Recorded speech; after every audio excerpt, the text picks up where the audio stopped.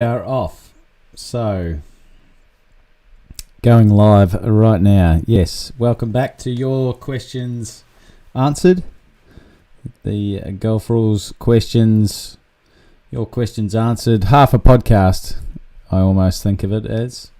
More like a vlogcast, and it's all about answering questions, answering rules questions. Can everyone hear me? I'm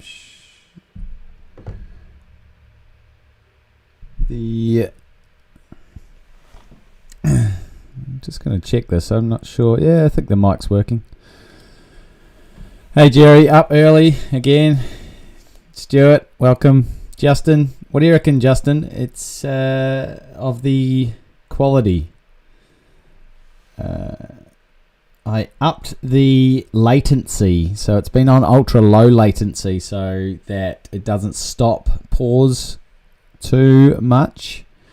But I've upped it a little bit. I think I've put it to low, so it's gone from ultra low to low.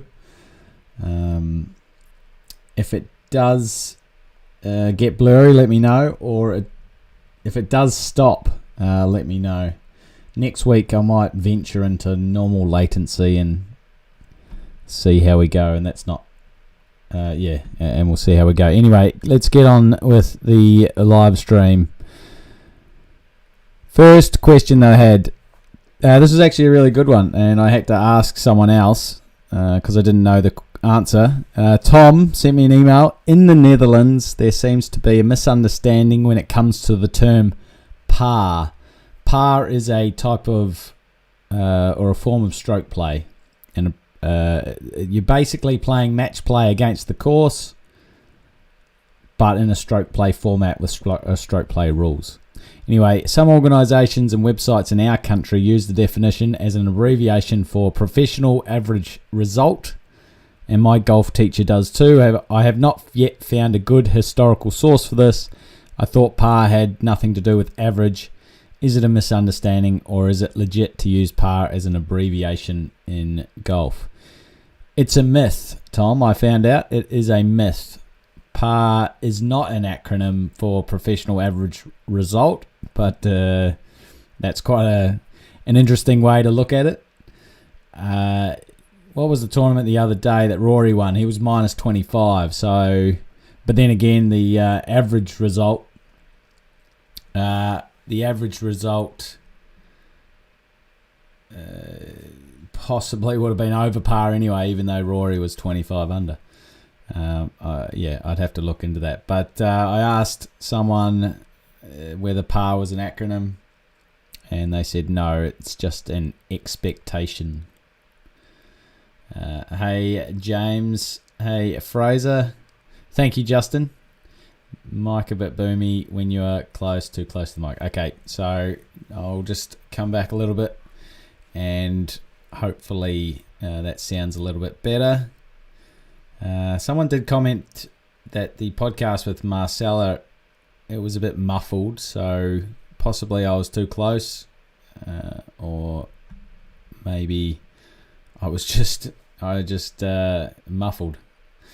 What do they call it? Didn't speak clearly. Anyway, so that hopefully Tom, that I've sorted Tom out with that answer for whether par was an acronym. I had an email from Stuart, maybe the same Stuart on the on the live chat. Ball hit 20 metres in front of tee and a provisional was not played. Ball found after 3 minutes of search time, but the player then takes an unplayable ball under Rule 19.2 within 2 club lengths and hits it. This is a wrong place. Oh, is this a wrong place? How many penalties incurred? It's a great question because if you're coming into the sport from outside, you would think that, okay, you haven't found, or you've found you've picked up your lost ball. It's lost because you didn't find it within 3 minutes. You've dropped it when you were supposed to go and play the provisional. This is definitely a wrong place. But that's not the case. That is not the case. As soon as you drop the ball,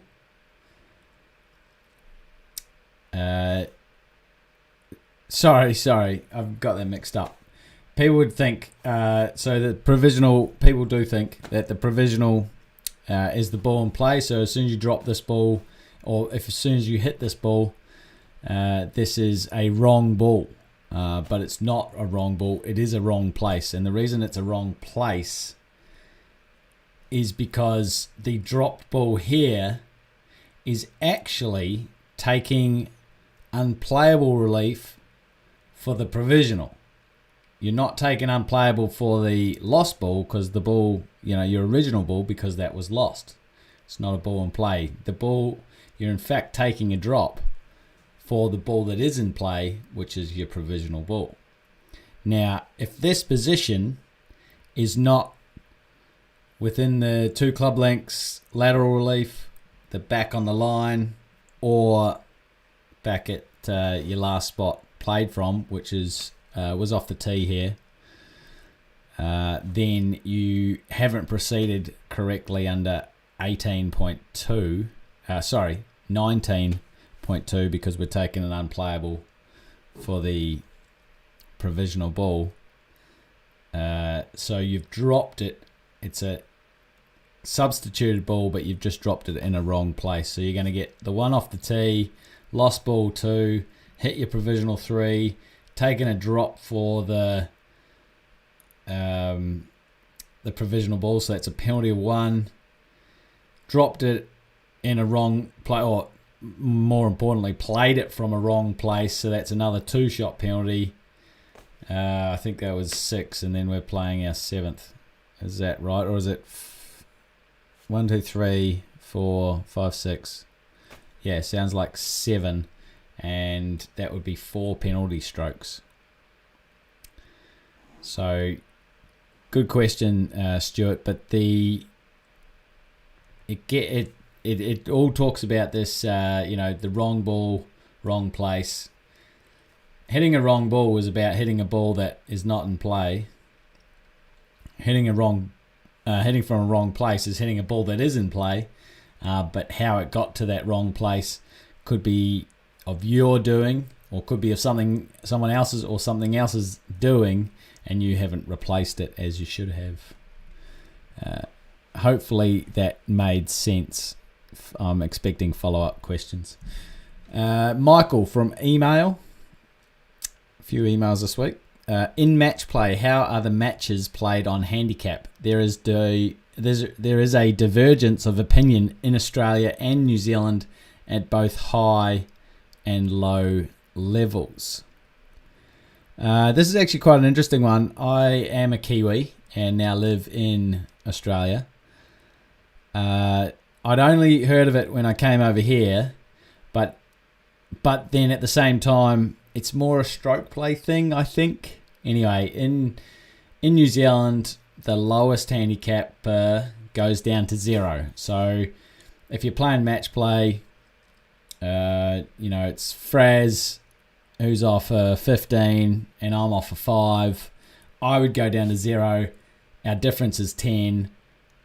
Fraz would get 10 shots on the 10, 1 shot on the 10 hardest holes. Okay. Or maybe not the 10 hardest holes, just the lowest rank holes, as we talked about with Philip's question last week. So that sounds all simple. If it's a 4-ball and I'm the lowest marker, I go down to 0. If my partner was off 7, he'd now be off a 2, because the difference between 5 and 7 is 2. So he'd be now off 2, get the strokes on the holes 1 and 2 index. Fraz, he gets 10, and his partner Stuart is off 37. He'd get 32 shots. Okay, so he goes down to the 32. But I found out this, and it's sort of more when you play, a haggle, a little bit of an informal betting between your 4-ball, that you're playing a stalefoot, and instead of saying, okay, I'm on scratch now, Fraser's on 10, yada, yada, yada, you just go, okay, how many points do you have there? I had 3 for 2.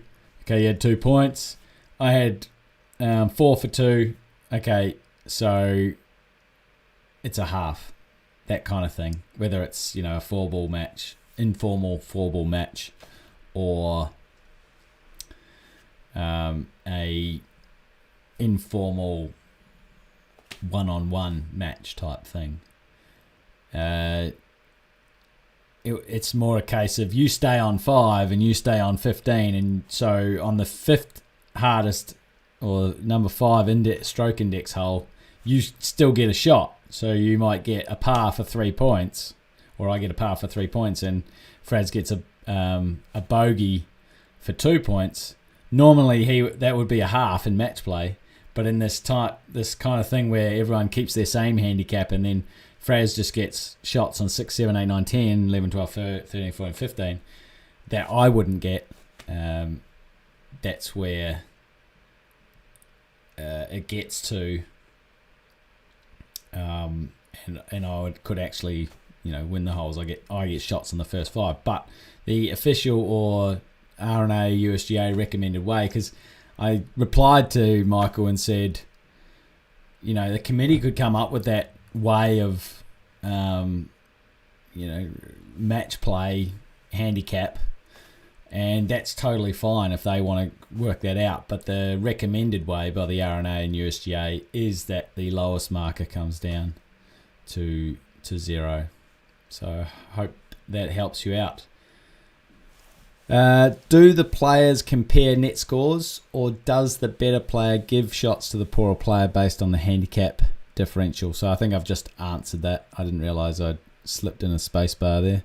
Do the players compare net scores? So yeah, in that informal betting stroke play, they just compare net scores, whereas in the match play, it's based on the handicap differential as to where you get the shots. And PGA Tour incident, Seonghyeon Kim, I think they say Kim first, Kim Seonghyeon, with a ball overhanging the hole on the 18th hole. Obviously one of my favourite rulings, 13.3. Because he was so close to the hole, the time and the clock basically had to start as soon as he was there. It was the reaction time. It's his emotional reaction. It was like, oh yeah, it stopped, and he was 4 foot away, whatever. So what happened was he then sort of walked over this way. I mean, he should have, if he'd seen Tony Finau's situation, he should have put his shadow over it. But he walked over there.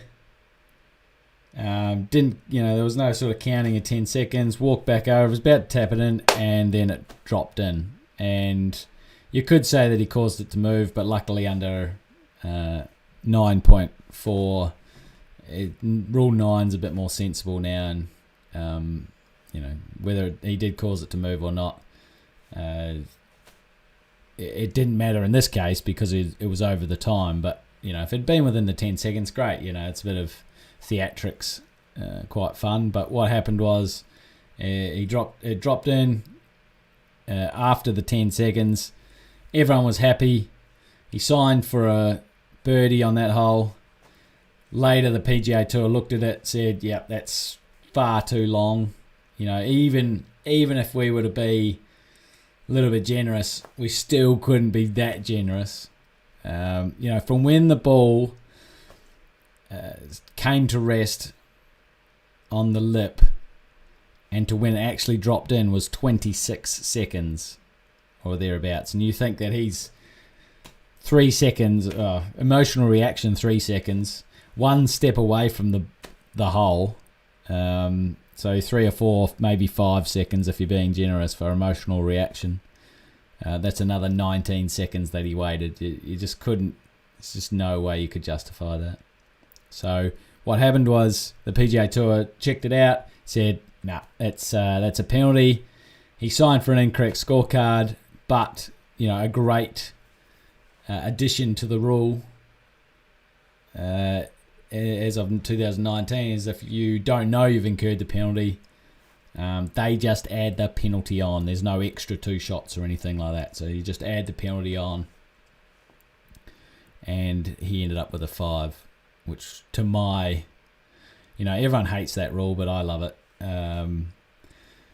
The discussion, how could you make it better? Oh, just let them wait. Oh, don't let them wait. It should be bad luck, if it doesn't fall in straight away. But, they've compromised on with both extreme groups and come up with the 10 seconds. A good compromise, I'd say. Right, so that's the 4 incidents. I had a few emails there, and then the PGA Tour incident. So let's open it up to the floor. Already got one from James T. Howdy Blakey. Question: can we practice during the round what the penalties are if we do the wrong thing, Stableford versus stroke? So practice that you can't do practice during a hole. So from tee off to when the ball was holed, you can't practice. However, in the Stableford round, if you were to practice, or playing a hole in Stableford, if you're to practice, you're just going to get the penalty of 2 shots. You may have wiped the hole anyway, or you might have wiped the hole and then you're just someone's waiting, doing something in the bunker or whatever, and you're waiting for them to putt, and you just have a putt on the side. If you're already out of the hole, then it's not going to matter. But once the hole's finished for you, then you're allowed to putt and chip next to the last green played, the next teeing area before you tee off, and any practice putting green, designated practice putting green on the course, as long as you don't delay play.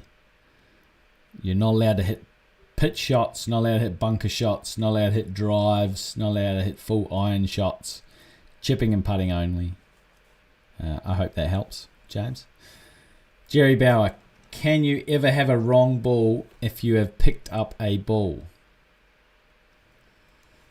Oh, well, yeah. The only time I can think of this, Jerry, is if you don't intentionally put a ball back into play, but then you go and play a ball. So you've picked up a ball, you've got no balls in play, but then you go and hit a ball. Then you would have hit a wrong ball. If you drop that ball without intention to put it back into play, then again, it's still a wrong ball. You still don't have a ball in play. You hit that one, that would be a wrong ball. I get what I know what you're trying to get at. I know Fraser and I were having a sort of a conversation around. He's a lot better at this than me. The status of a ball, but it's definitely an interesting one, and it leads to Stuart's question. It's always important if you go down that track of just knowing which is the ball that is in play. So your intention to do something, what that action actually refers to, which ball that action actually refers to. Right, that was pretty quick. Got through a few questions. I'm opening up the floor now. Hopefully the quality has been good. Hopefully the sound hasn't been too harsh. It confuses me too, Jerry. I actually saw one pop into my radar about Billy Horschel on the 18th hole at St Andrews a couple of weeks ago. So if anyone has that footage, let me know. I need it. Fuzzy Golfer: if I hit a shot into a water hazard by the green penalty area, yep, is it just a 1-stroke penalty if these red markers around it and I just drop a ball 2 club lengths away? So if you hit it into a penalty area, you can either play as it lies, You can either go back to your last place played for a one-shot penalty, and this is red or yellow. You can either go back on a line, red or yellow, from the flagstick and the last entry crossed. I know a lot of people get mixed up with where the ball is situated in the penalty area. It has nothing to do with the relief procedure. It's all about your last point of entry. You know, you could cross into the penalty area. It could bounce between two rocks 17 times. But it's whatever the last time that it crossed into, it's that point on that edge that you're referencing for the back on the line, and for the 2 club lengths, which is only available for a red penalty area. So fuzzy, the 2 club lengths away, whilst you could technically drop 2 club lengths away whilst going back on the line, the 2 club length lateral drop that I think you are talking about is the semicircle, possibly, like part of a circle. That is only for red, or that is red penalty area only. Whereas all the other options are for yellow.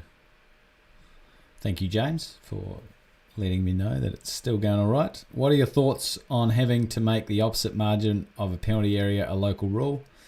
I think it's a great idea, Jerry. You know, it was a very little known rule regardless. The equidistant on the opposite margin rule for a red staked hazard back in prior to 2019, and now making a local rule.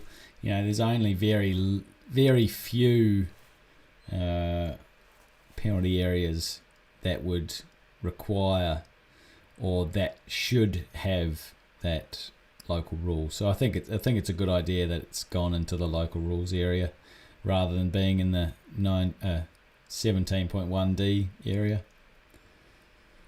Ray, 5.5A allows for practice in Stableford once result has been decided, i.e. you wipe the hole. That's right. If you do practice, I think I mentioned it, if you do practice during play of the hole, that might lead you to wiping the hole. So if you drop a couple of balls down and you hit them, you know, there's a separate or related act. That would be a related act if you drop a couple of balls down and hit them in the same spot. But if you drop one ball down and then you went to the other side of the green because you knifed it, you know, to play another pitch shot during play of the hole, whatever, then that would be another. I'd have to look that up actually, because I was thinking about that question. Separate or related act for 5.5. Let's move on. Justin, do the red stakes around a water hazard just mark the official boundary of the water? Great question. The red stakes around a penalty area, if there's no line, the red stakes identify and define. Okay? If there's a line, the line defines, and then if there's stakes, they identify only. Okay, so the stakes are there to identify and define if they're just by themselves. If you have a line, the line defines and the stakes identify. You know, you can see the stakes from 100 metres away, 200 metres away. So you know that there's a penalty area there. And then you get down there and know there's a line there, and you know exactly what inside the penalty area and outside the penalty area is. There are other ways to determine a penalty area. You could have physical features such as retaining wall, The water level, I don't recommend it, but it can be done if it's a very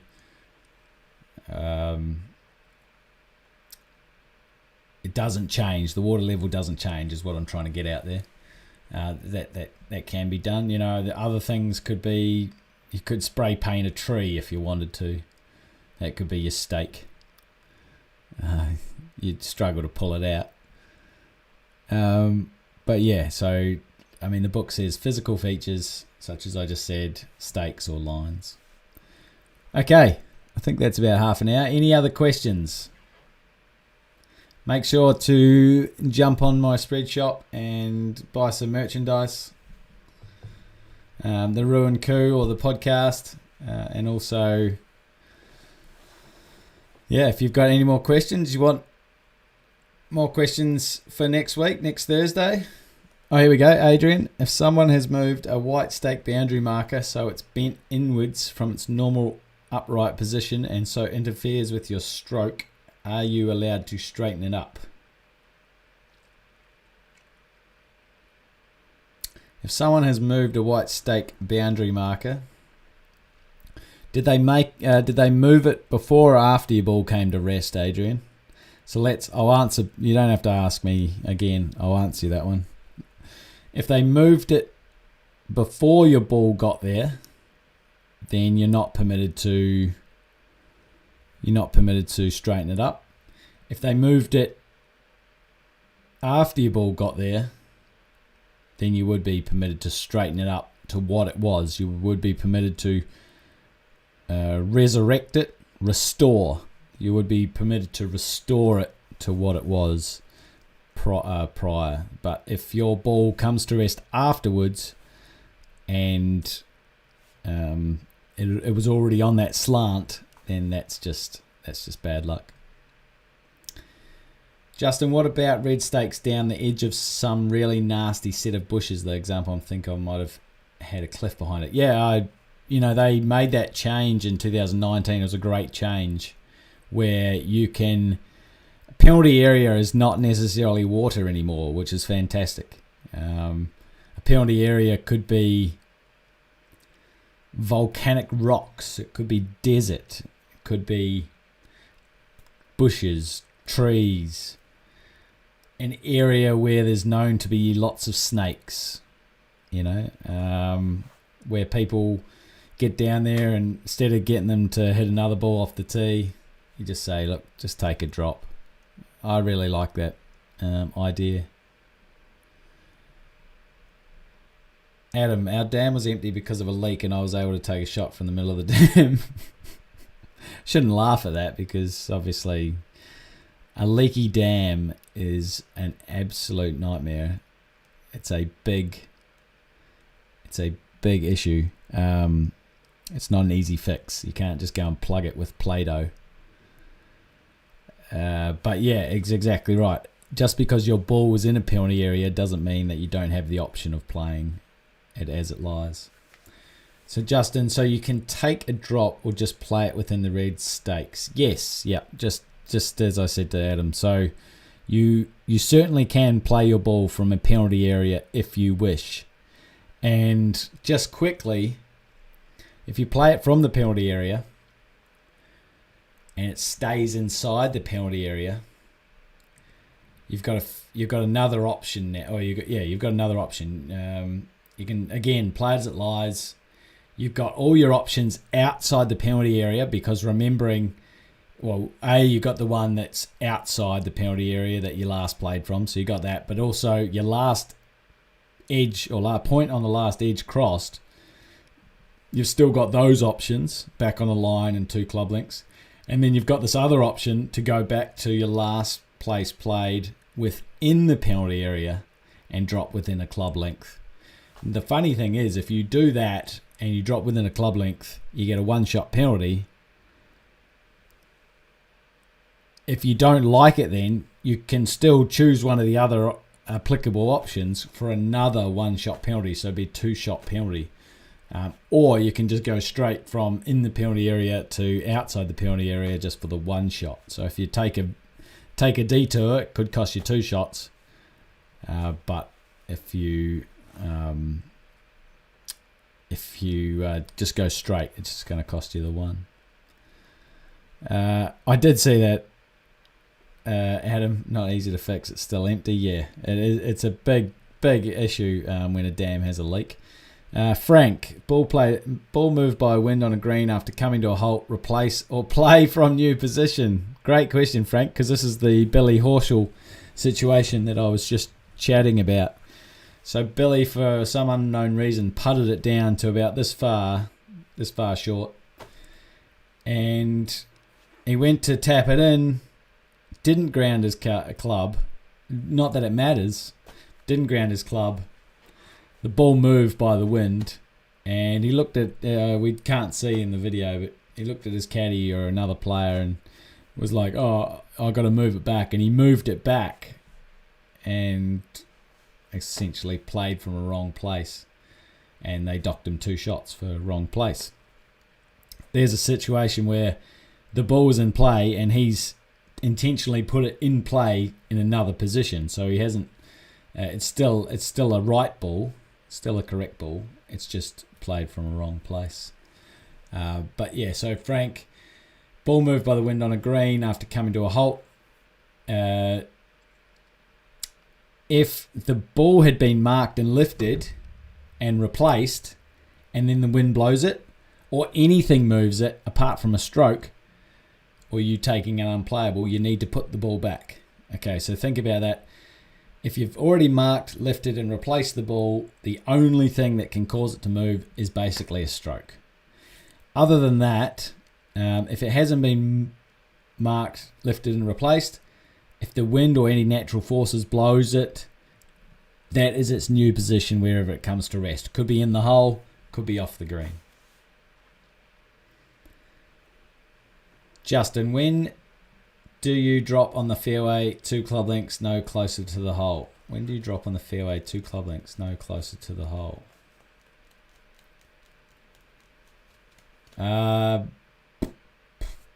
If you're taking lateral relief for an unplayable, the 2 club lengths there's only 2 situations where you take a 2 club length drop, and that's lateral relief for a penalty area, and that's from the last point crossed into the penalty area, or an unplayable under 19.2 when you're in the fairway, and that's that lateral relief from the ball. That's from the ball.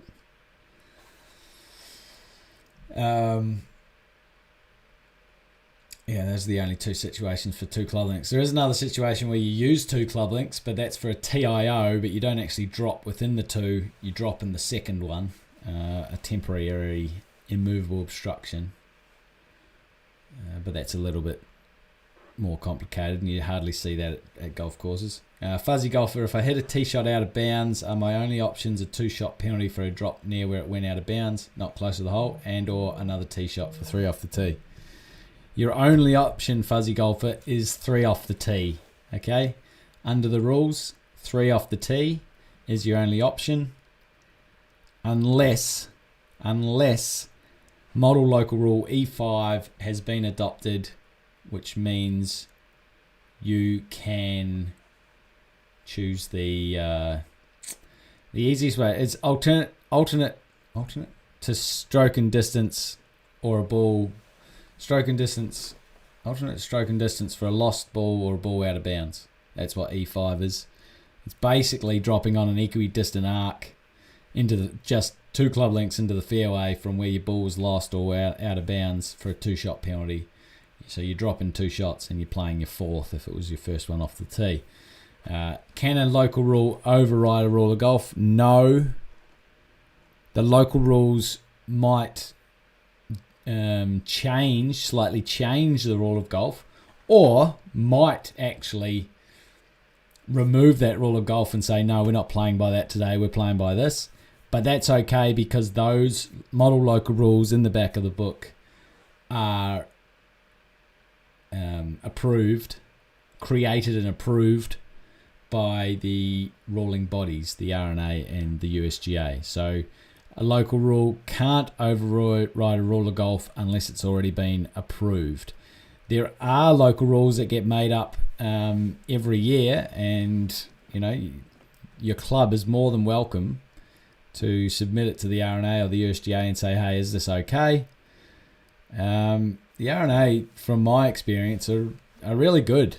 If it's a situation where they think, oh, well, there's no other way around it, they'll go, yeah, that seems like a good local rule for us, and gets back to you're creating the fairness, you're bringing back the fairness, whatever fairness there is to the rules of golf. Justin, do you have a choice of lateral relief or going back on the line? You do. For an unplayable, you do have the lateral relief or going back on the line option. For a penalty area, a yellow one, you only have back on the line. And for a red one, you do have back on the line and lateral relief. Interestingly enough, though, sometimes those options are not available to you. Certainly, if you can't find your ball, you can't call it unplayable.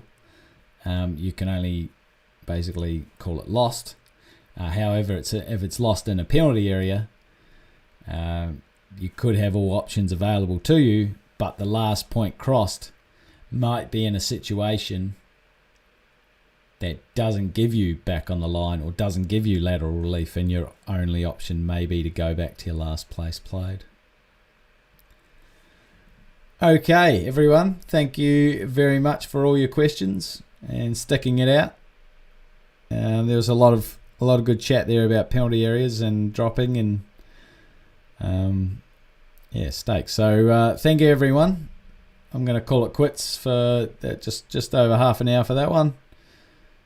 We'll either see you here next week,